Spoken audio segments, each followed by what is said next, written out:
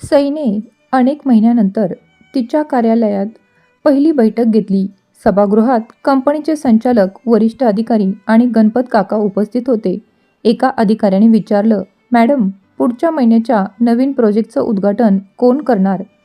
सई काही क्षण विचारात पडली. मग शांतपणे म्हणाली, "यावेळी आपण नवीन उद्योजकांना संधी देऊ. महाराष्ट्रातील छोट्या व्यावसायिकांसाठी विशेष योजना सुरू करा. ज्यांच्याकडे चांगली कल्पना आहे पण भांडवल नाही, अशा लोकांना आपण मदत करू." सगळ्यांनी टाळ्या वाजवल्या. गणपत काकांच्या चेहऱ्यावर अभिमान झळकत होता. "हीच आपल्या साहेबांची मुलगी," ते मनात म्हणाले. बैठक संपल्यानंतर गणपत काका म्हणाले, "बेटा, एवढ्या मोठ्या विश्वासघातानंतरही तू लोकांसाठी विचार करतेस." सई हलकसं हसली. "एका माणसाने फसवलं म्हणून संपूर्ण जग वाईट असतं असं नाही काका." दुसरीकडे रोहनची परिस्थिती दिवसेंदिवस बिकट होत होती. त्याने रियाला दाखवलेली स्वप्न आता कोसळू लागली होती. मित्रांनी पैसे देणं बंद केलं होतं. क्रेडिट कार्डची मर्यादा संपली होती. कर्जदार फोनवर फोन करत होते. त्या दिवशी तो बँकेत गेला. "मला व्यवसायासाठी कर्ज हवं आहे." बँक व्यवस्थापक म्हणाले, "तुमच्याकडे व्यवसायाची कागदपत्र आहेत का?" रोहन गप्प झाला. "नाही." "मग आम्ही कर्ज देऊ शकत नाही." निराश होऊन तो बाहेर पडला. तेवढ्यात त्याचा जुना मित्र विक्रम भेटला. "काय रोहन, खूप चिंतित दिसतोयस." रोहनने सगळं सांगितलं. विक्रम काही क्षण विचारात पडला. मग म्हणाला, "तुला एक संधी मिळू शकते." "कुठली?" "SS ग्रुप ऑफ इंडस्ट्रीज नव्या उद्योजकांसाठी निधी देत आहे." रोहनच्या डोळ्यात चमक आली. "खरंच?" "हो. फक्त निवडक लोकांची मुलाखत होणार आहे आणि कल्पना चांगली असेल तर कंपनी गुंतवणूक करेल." रोहन आनंदाने म्हणाला, "हीच माझी संधी आहे." त्या संध्याकाळी रिया म्हणाली, "काय झालं?" रोहन हसत म्हणाला, "आपलं नशीब बदलणार आहे." "कसं?" "एका मोठ्या कंपनीकडून व्यवसायासाठी निधी मिळण्याची संधी आहे." रियाने आनंदाने त्याचा हात धरला. "मला माहिती होतं तू एक दिवस मोठा माणूस होशील." रोहन पुन्हा एकदा खोट्या स्वप्नांच्या आधारावर हसत होता. दुसऱ्या दिवशी रोहनने ऑनलाईन अर्ज भरला. त्याला 2 दिवसांनी ईमेल आला, "आपली प्राथमिक निवड झाली आहे. कृपया अंतिम मुलाखतीसाठी उपस्थित राहावे." ईमेल वाचून तो आनंदाने ओरडला, "रिया, झालं, आपलं काम झालं." त्याला अजूनही माहीत नव्हतं ज्या कंपनीत तो मुलाखतीला जाणार होता त्या कंपनीची मालकीण कोण आहे. त्याचवेळी सई तिच्या केबिनमध्ये बसून उमेदवारांची यादी पाहत होती. गणपत काका म्हणाले, "मॅडम, ही अंतिम यादी." सईने फाईल उघडली. एक एक नाव वाचत असताना अचानक तिचा हात थांबला. तिच्या नजरेसमोर एक नाव होतं, रोहन पाटील. क्षणभर तिच्या डोळ्यात वेदना दाटून आल्या. पण पुढच्या क्षणी तिने फाईल बंद केली आणि शांत आवाजात म्हणाली, "प्रत्येक उमेदवाराला समान संधी मिळाली पाहिजेत." गणपत काका तिच्याकडे पाहत राहिले. त्यांना समजलं सईचं मन अजूनही जखमी आहे, पण तिचे निर्णय आजही न्यायावरच उभे आहेत. सकाळी 10 वाजता रोहन SS ग्रुप ऑफ इंडस्ट्रीजच्या भव्य मुख्यालयासमोर उभा होता.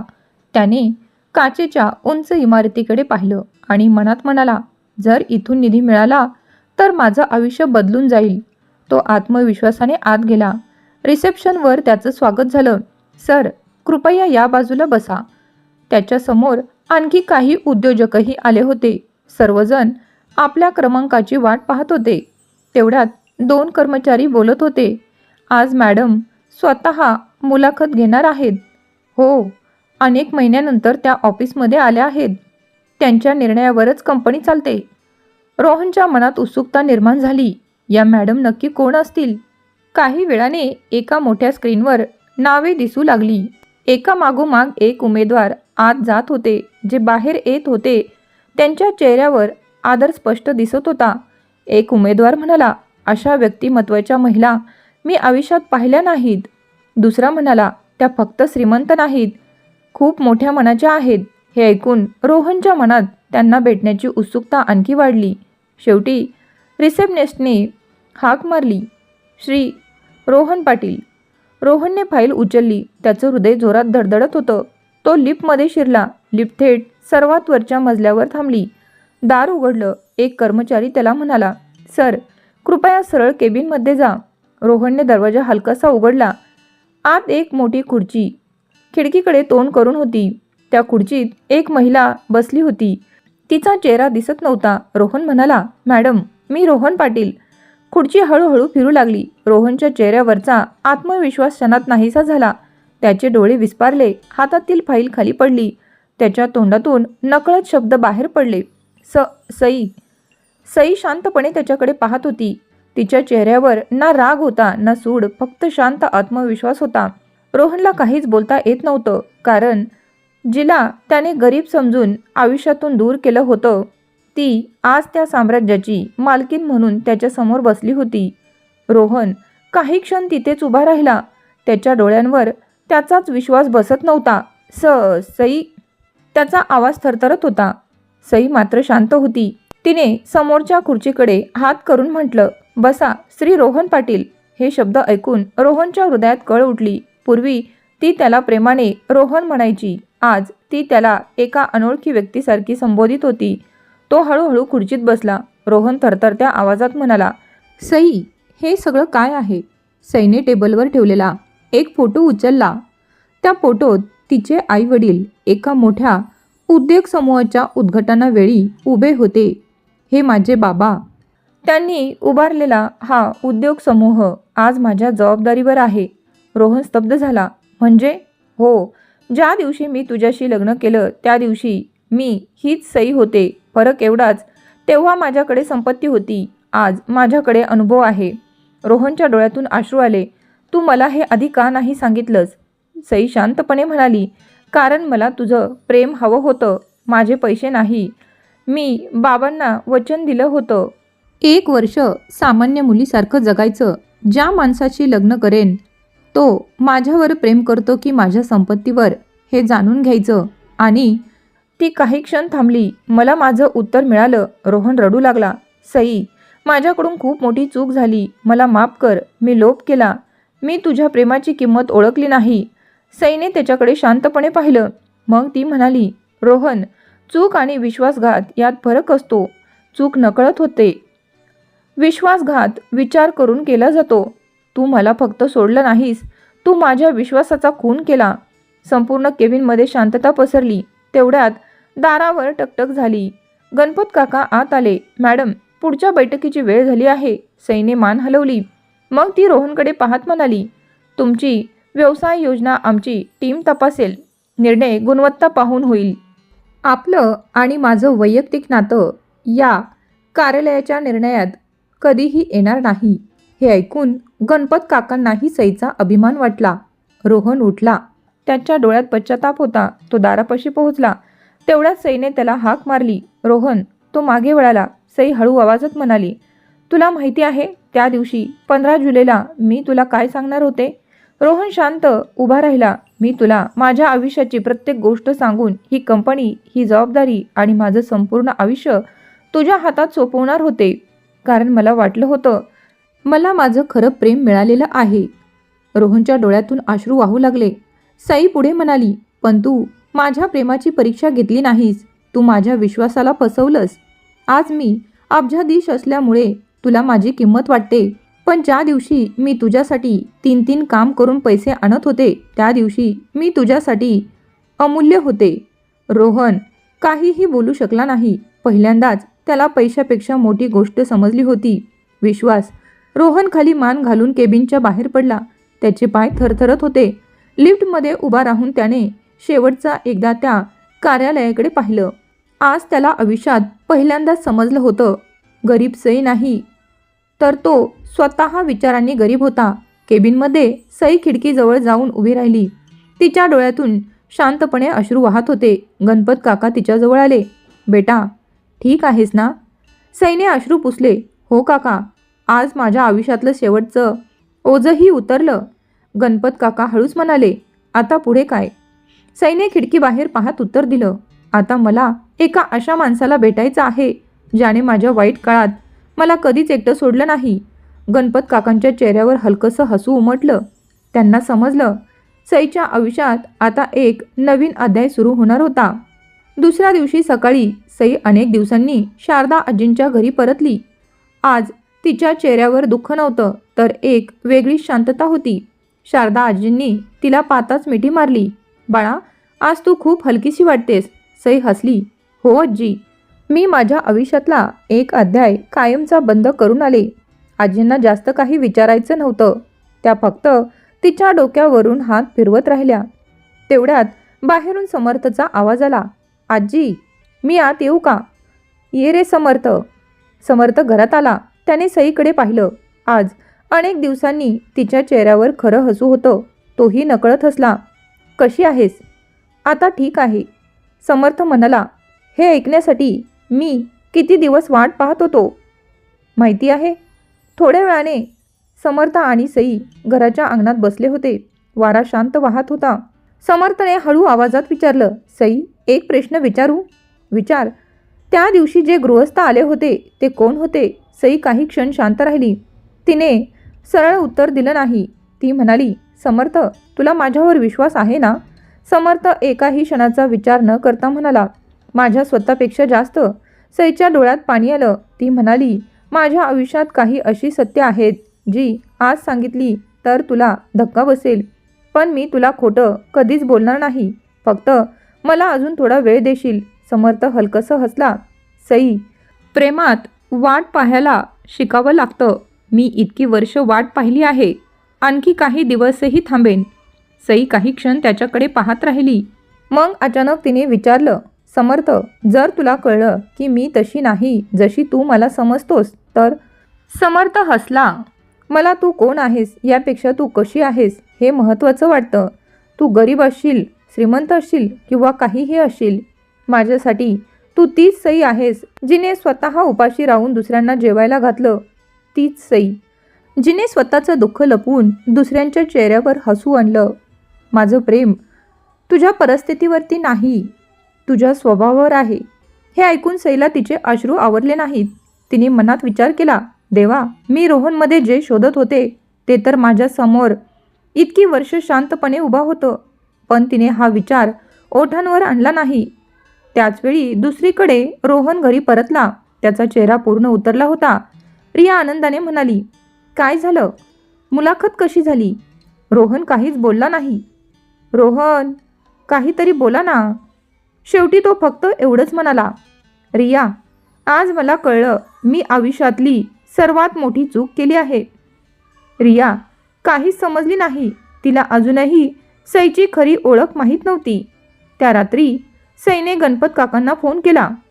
काका, हो बेटा, मला वाटतं आता सत्य लपवण्याची वेळ संपत आली आहे. गणपत काका शांतपणे म्हणाले, निर्णय तुझा आहे. सईने फोन ठेवला. तिने आकाशाकडे पाहिलं आणि मनात ठरवलं, उद्या समर्थला तिच्या आयुष्याचं प्रत्येक सत्य कळणार होतं. दुसऱ्या दिवशी सकाळी समर्थ नेहमीप्रमाणे शारदा आजींच्या घरी आला. सई अंगणात त्याची वाट पाहत उभी होती. आज तिच्या चेहऱ्यावर एक वेगळी शांतता होती. ती म्हणाली, समर्थ, आज मला तुला काही सांगायचं आहे. समर्थ हसला. मी ऐकायला तयार आहे. दोघे अंगणातील जुन्या वडाच्या झाडाखाली जाऊन बसले. काही क्षण सई शांत राहिली. मग ती बोलायला लागली, समर्थ, तुला आठवतंय कॉलेजमध्ये सगळे मला विचारायचे की माझं घर कुठे आहे आणि मी प्रत्येक वेळी विषय बदलायचे. समर्थने मान हलवली. हो, पण मी कधी विचारलं नाही. का? कारण मला वाटायचं जेव्हा तुला योग्य वाटेल तेव्हा तू स्वतः सांगशील. सई हलकसं हसली. रोहनला भेटण्यापूर्वी मी एक निर्णय घेतला होता. मला असं आयुष्य जगायचं होतं जिथे लोक माझ्यावर प्रेम करतील, माझ्याकडे असलेल्या गोष्टींवर नाही. म्हणून मी माझी खरी ओळख, माझं घर, माझं सगळं मागे सोडलं. समर्थ शांतपणे ऐकत होता. रोहनवर मी मनापासून प्रेम केलं. मी त्याच्यासाठी 3 ठिकाणी काम केलं. त्याने मागितलेले पैसे दिले. त्याने केलेले अपमान सहन केले. कारण मला वाटलं एक दिवस त्याला माझं खरं रूप सांगितलं तर तो आनंदाने मिठी मारेन. सईचा आवाज भरून आला. पण त्या दिवसाआधीच त्याने मला सोडलं. समर्थच्या डोळ्यातही पाणी आलं. तो म्हणाला, सई, ज्याने तुझ्यासारख्या मुलीला गमावलं तो आयुष्यातला सर्वात गरीब माणूस आहे. सईने त्याच्याकडे पाहिलं. समर्थ, तुला अजूनही माझ्याबद्दल सगळं माहिती नाही. माहिती असण्याची गरजही नाही. समर्थ हसत म्हणाला, माझ्यासाठी तू आज तीच सई आहेस जिचं मन श्रीमंत आहे. सई काही क्षण त्याच्याकडे पाहत राहिली. मग ती उठली. चल. कुठे? आज मी तुला माझ्या आयुष्यातल्या त्या दारापाशी घेऊन जाणार आहे जे आजपर्यंत कुणासाठी उघडलं नव्हतं. समर्थ गोंधळला. मला काही समजत नाही. सई हसली. थोडा विश्वास ठेव. दोघे गाडीत बसले. गाडी शहराच्या दिशेने निघाली. समर्थच्या मनात हजारो प्रश्न होते. सई मात्र शांत होती. गाडी हळूहळू एका भव्य परिसराकडे वळू लागली. मोठं लोखंडी प्रवेशद्वार, कडक सुरक्षा आणि आत दूरवर दिसणारा आलिशान बंगला. समर्थने आश्चर्याने सईकडे पाहिलं. सई, आपण इथे का आलो आहोत? सईने त्याच्याकडे पाहिलं आणि फक्त एवढंच म्हणाली, कारण हीच माझी खरी दुनिया आहे. भव्य लोखंडी गेट हळूहळू उघडलं. गाडी आत शिरली. दोन्ही बाजूला सुंदर बाग, कारंजे आणि समोर उभा असलेला आलिशान बंगला. हे सगळं पाहून समर्थ काही क्षण स्तब्ध झाला. तो हळू आवाजात म्हणाला, सई, आपण इथे का आलो आहोत? सईने उत्तर दिलं नाही. गाडी बंगल्यासमोर थांबली. गणपत काका स्वतः दारात उभे होते. सई खाली उतरली. गणपत काकांनी आदराने नमस्कार केला. स्वागत आहे बेटा. समर्थला ते पाहून आश्चर्य वाटलं. त्याच्या मनात प्रश्नांची गर्दी झाली. सईने समर्थकडे पाहिलं. चल. दोघे आत गेले. बंगल्याच्या भिंतीवर अनेक जुने फोटो लावलेले होते. एका फोटोसमोर सई थांबली. फोटोत तिचे आई वडील हसत उभे होते. तिने फोटोला नमस्कार केला. तिच्या डोळ्यात पाणी आलं. समर्थ शांतपणे तिच्या बाजूला उभा राहिला. गणपत काका म्हणाले, समर्थ, आता तुला सगळं सत्य कळण्याची वेळ आली आहे. सईने हळूच मान हलवली. ती समर्थकडे वळाली. समर्थ, आजपर्यंत मी तुला कधीच खोटं बोललेले नाही. पण एक मोठं सत्य लपवलं. मी गरीब नव्हते. मी स्वतःच्या इच्छेने साधं आयुष्य जगत होते. माझ्या बाबांची शेवटची इच्छा होती की माझ्यावर प्रेम करणारा माणूस माझ्या नावासाठी किंवा पैशासाठी नाही तर माझ्यासाठी असावा. म्हणून मी सगळं मागे सोडलं. 1 वर्ष, फक्त 1 वर्ष. त्या एका वर्षात मला माझं खरं प्रेम शोधायचं होतं. समर्थ एकटक तिच्याकडे पाहत होता. सई पुढे म्हणाली, रोहन मला मिळाला. मला वाटलं तोच माझं आयुष्य आहे. पण शेवटी त्याने मला पैशांसाठी, स्वार्थासाठी आणि दुसऱ्या मुलीसाठी सोडलं. त्या दिवशी मी त्याला माझं खरं सत्य सांगणार होते. पण नियतीने आधीच त्याचा खरा चेहरा दाखवला. सईचं बोलणं संपलं. घरात शांतता पसरली. काही क्षणांनी समर्थने एक दीर्घ श्वास घेतला. तो हळूहळू सईजवळ आला. सईला वाटलं आता समर्थही बदलणार. कदाचित तोही तिच्याकडे वेगळ्या नजरेने पाहिल. ती खाली मान घालून उभी राहिली. समर्थ हसला आणि म्हणाला, मला एक गोष्ट सांग. सईने वर पाहिलं. जर आज तू मला हे काहीच सांगितलं नसतंस आणि आपण पुन्हा शारदा आजींच्या घरी गेलो असतो तर तू ती सई असतीस ना? सईने लगेच उत्तर दिलं, हो. मग माझं उत्तरही तेच आहे. सई गोंधळली. समर्थ पुढे म्हणाला, आज सकाळपर्यंत मला वाटत होतं तू एका छोट्या घरात राहणारी, संघर्ष करणारी मुलगी आहेस. तेव्हाही मी तुझ्यावर प्रेम करत होतो. आता कळलं की तू या सगळ्या संपत्तीची मालकीण आहेस. पण माझ्या मनात तुझ्याबद्दल 1% बदल झालेला नाही. कारण मी प्रेम केलं आहे तुझ्या मनावर, तुझ्या पैशांवर नाही. सईच्या डोळ्यातून अश्रू वाहू लागले. तिला आयुष्यात पहिल्यांदाच जाणवलं, खरं प्रेम शब्दांनी नाही तर कृतीने सिद्ध होतं. ती काही बोलणार तेवढ्यात गणपत काकांचा फोन वाजला. त्यांनी फोन उचलला. समोरून घाबरलेला आवाज आला, सर, एक माणूस मॅडमना भेटण्यासाठी गेटवर उभा आहे. तो म्हणतो, माझ्याकडून खूप मोठी चूक झाली आहे. फक्त एकदा सईला भेटू द्या. गणपत काकांनी विचारलं, कोण आहे तो? समोरून उत्तर आलं, रोहन. सई आणि समर्थ दोघेही एकमेकांकडे पाहू लागले. कारण भूतकाळ पुन्हा एकदा त्यांच्या दारात येऊन उभा राहिला होता. बंगल्याच्या मुख्य दरवाजाबाहेर रोहन उभा होता. डोळे लाल झाले होते. चेहऱ्यावर पश्चाताप स्पष्ट दिसत होता. सुरक्षा रक्षकांनी त्याला थांबवलं होतं. साहेब, परवानगीशिवाय आत जाता येणार नाही. रोहन हात जोडून म्हणाला, फक्त 5 मिनिटं. मला सईशी एकदाच बोलायचं आहे आत्ता. गणपत काकांनी सईकडे पाहिलं. बेटा, काय करायचं? सई काही क्षण विचारात पडली. समर्थ शांतपणे उभा होता. त्याने एक शब्दही बोलला नाही. शेवटी सई म्हणाली, त्याला आत येऊ द्या. काही क्षणांनी रोहन हळूहळू आत आला. इतका मोठा बंगला, भिंतीवर लावलेले पुरस्कार, सईच्या वडिलांचे फोटो हे सगळं पाहून त्याच्या मनात अपराधीपणाची भावना आणखीनच वाढली. त्याची नजर सईवर पडली. आज ती साध्या साडीत होती, पण तिच्या व्यक्तिमत्वात एक वेगळंच तेज होतं. रोहन तिच्या समोर येऊन थांबला. क्षणाचाही विचार न करता तो तिच्या पायांवर बसला. सई, मला माफ कर, मी तुझा अपराधी आहे. सई 2 पावलं मागे झाली. तिने शांत आवाजात म्हटलं, उठ रोहन, असं माझ्या पायांवर पडून भूतकाळ बदलणार नाही. रोहन उठला. त्याच्या डोळ्यातून अश्रू सतत वाहत होते. सई, माझं सगळं संपलं आहे. रिया मला सोडून गेली. समर्थ आणि गणपत काका शांतपणे ऐकत होते. रोहन पुढे म्हणाला, तिला जेव्हा कळलं की माझ्याकडे ना पैसा आहे ना व्यवसाय, तेव्हा ती मला सोडून निघून गेली. आज मला समजलं, स्वार्थी माणसाला शेवटी स्वार्थीच माणूस मिळतो. सईने एक दीर्घ श्वास घेतला. रोहन, तुला माहिती आहे, मी आजही तुझा द्वेष करत नाही. रोहनने आशेने तिच्याकडे पाहिलं. खरंच? हो, पण ज्यांच्यावर विश्वास सुटतो त्यांच्यासोबत पुन्हा आयुष्य उभा करता येत नाही. रोहन रडत म्हणाला, एक संधी दे, मी सगळं बदलून दाखवेन. सईने शांतपणे उत्तर दिलं, मी तुला अनेक संधी दिल्या होत्या. जेव्हा मी उपाशी राहून तुझ्यासाठी पैसे कमवत होते, जेव्हा तू माझ्यावर ओरडायचास, जेव्हा तू माझ्याशी खोटं बोलायचास, प्रत्येक वेळी मी तुला एक नवीन संधी दिली, पण तू प्रत्येक वेळी माझाच विश्वास तोडलास.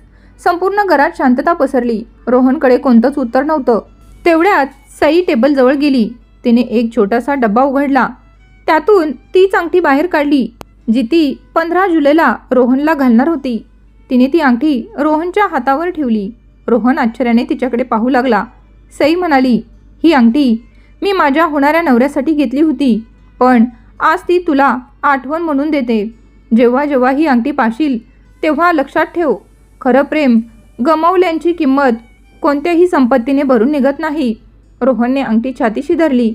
तो रडतच बाहेर निघून गेला. यावेळी सईने त्याला थांबवलं नाही, कारण काही नाती संपली तरी त्यातून मिळालेला धडा आयुष्यभर सोबत राहतो.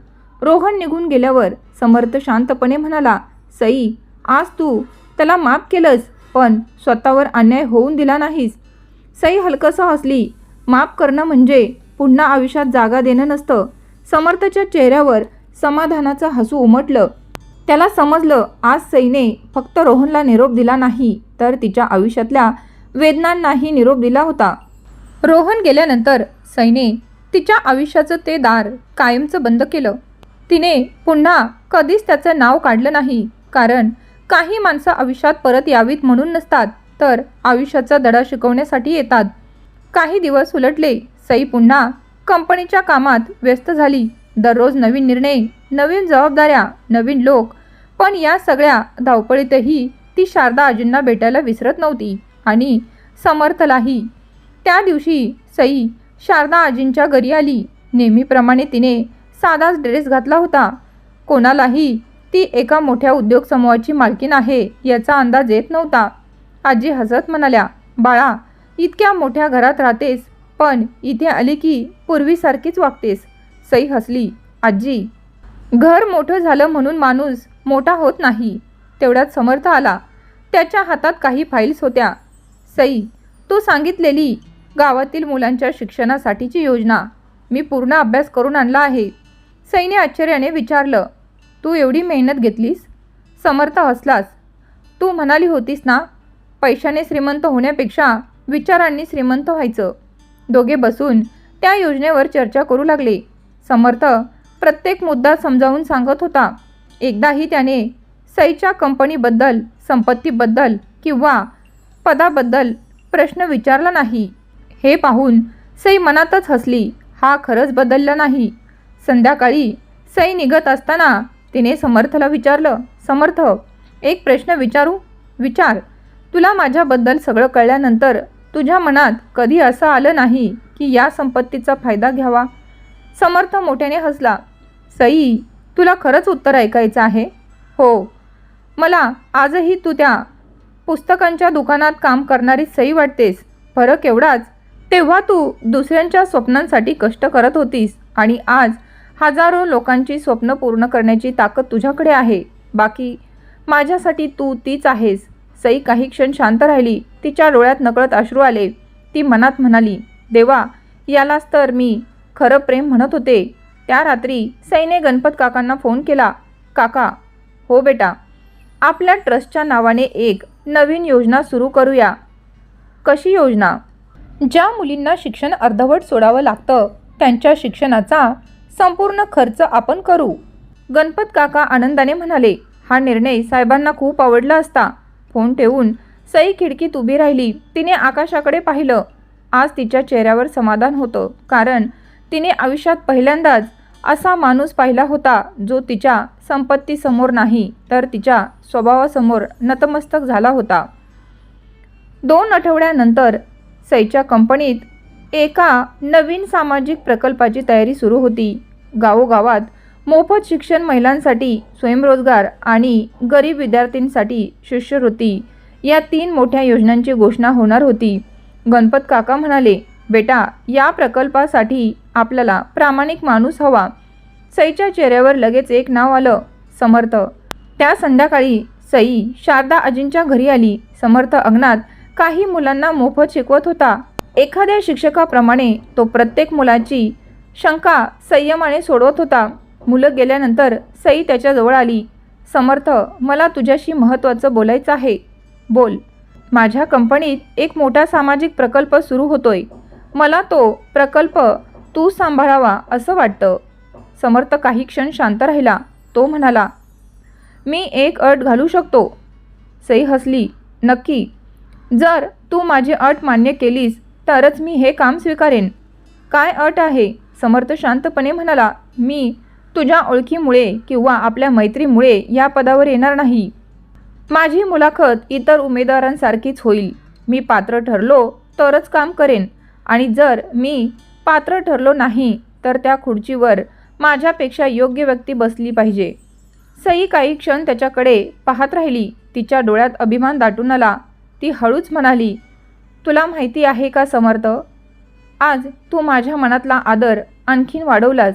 समर्थ हसला. स्वाभिमान विकत मिळत नाही सई, तो जपावा लागतो. दुसऱ्या दिवशी कंपनीत मुलाखती सुरू झाल्या. समर्थही इतर उमेदवारांसोबत रांगेत उभा होता. कोणालाही माहिती नव्हतं की तो कंपनीच्या मालकिनीचा जवळचा मित्र आहे. त्याने स्वतःची ओळखही सांगितली नाही. त्याची मुलाखत झाली. त्याने सामाजिक काम, शिक्षण आणि गावाच्या विकासाबद्दल आपले विचार मांडले. मुलाखत मंडळीतील सर्व सदस्य प्रभावित झाले. संध्याकाळी गणपत काका सईच्या केबिनमध्ये आले. त्यांच्या हातात अंतिम निकाल होता.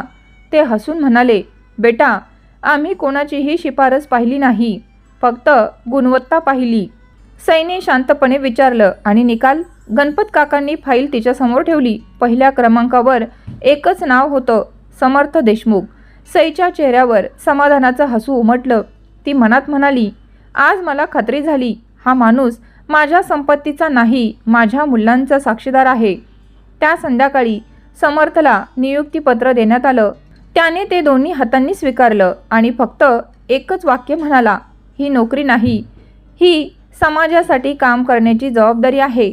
सई दूर उभी राहून हे सगळं पाहत होती. आज तिच्या मनात समर्थबद्दलचं प्रेम आणखी गहीर झालं होतं, पण तिने अजूनही ते शब्दात व्यक्त केलं नव्हतं, कारण यावेळी ती घाई करणार नव्हती. कंपनीच्या वर्धापनाचा दिवस. संपूर्ण सभागृह आकर्षक फुलांनी सजवलं होतं. कर्मचारी, अधिकारी, पत्रकार आणि अनेक मान्यवर उपस्थित होते.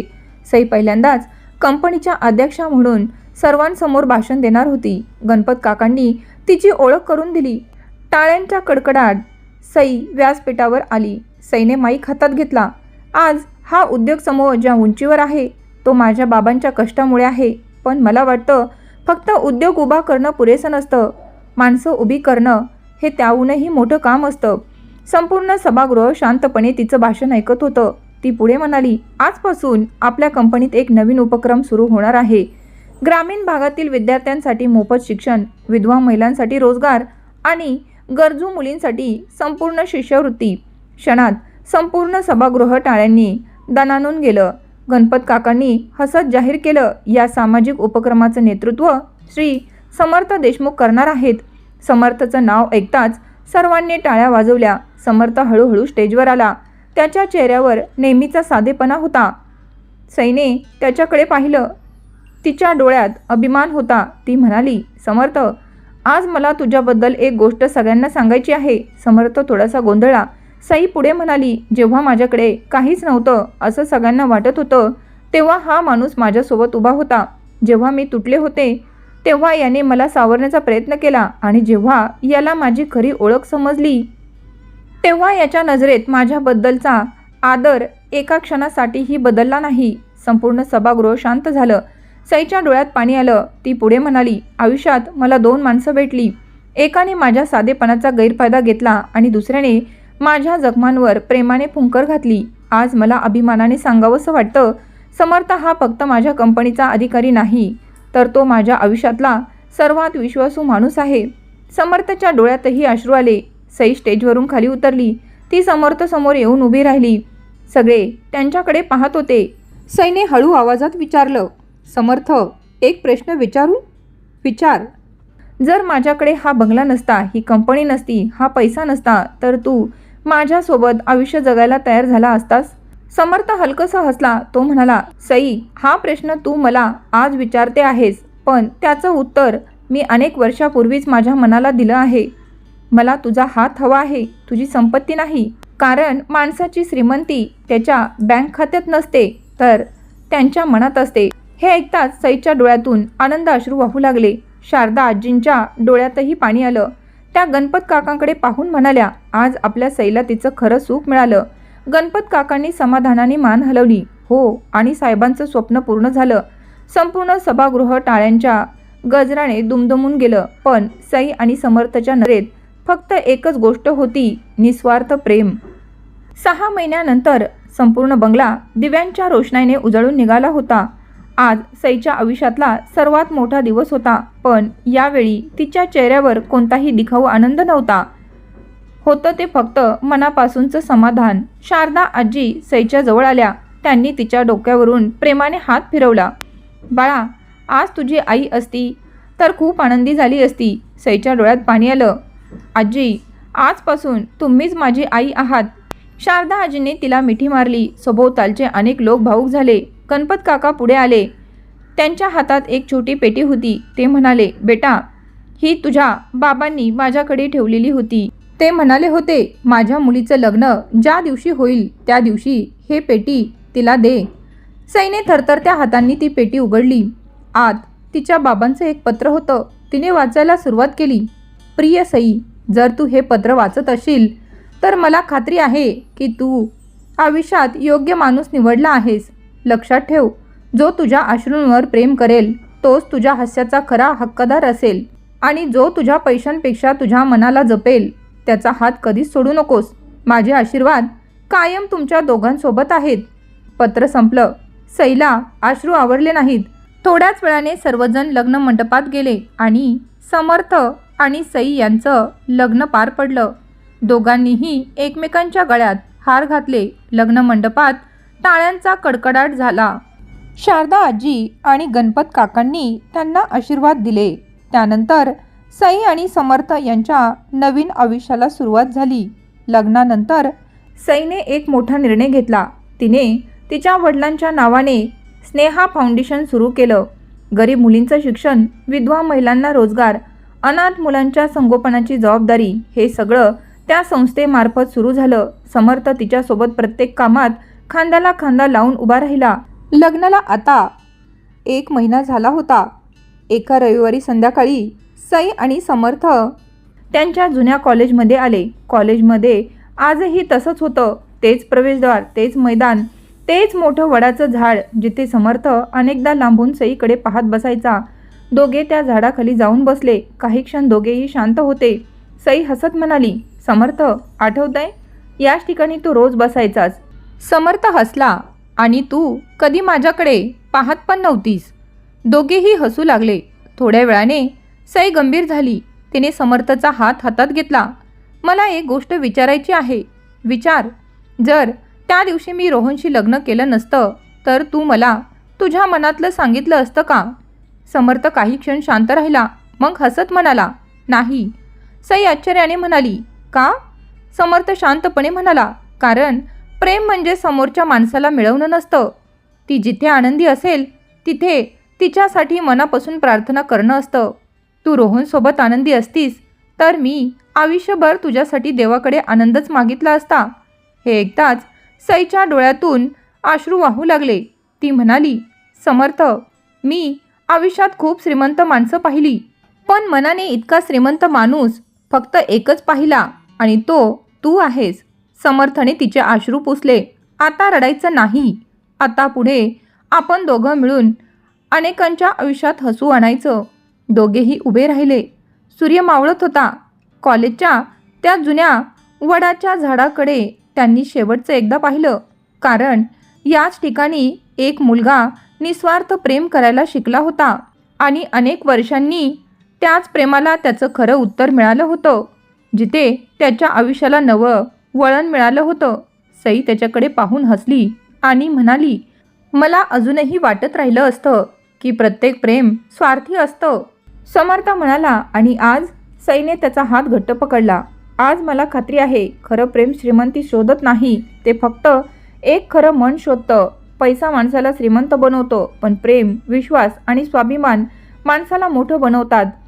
ज्याला तुमचं मन दिसतं त्यालाच तुमच्या आयुष्यात जागा द्या. जर ही कथा तुम्हाला आवडली असेल तर व्हिडिओला लाईक करा, शेअर करा आणि अशाच हृदयस्पर्शी मराठी कथा ऐकण्यासाठी आत्ताच आपल्या स्वामिनी कथालोक या यूट्यूब चॅनलला सबस्क्राईब नक्की करा. पुन्हा भेटूयात एका नवीन कथेसोबत. तोपर्यंत स्वतःची आणि आपल्या माणसांची काळजी घ्या. धन्यवाद.